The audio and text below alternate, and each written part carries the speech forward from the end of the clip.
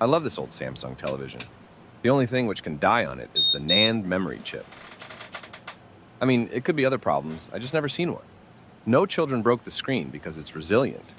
The backlight won't die because this was one of the first LED television what Samsung built.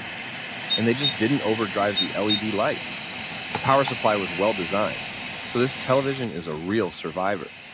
Unfortunately, we can't say the same about this memory chip. With time, it just died. This memory eMMC NAND chip is responsible for the fault of millions of HP Stream laptops, televisions, and flash drive from any kind of brand. If you suspect of this memory fault, you can use a freeze spray to make it work for a minute.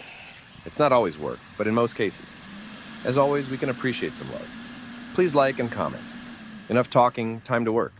Listen to some music while I replace this chip.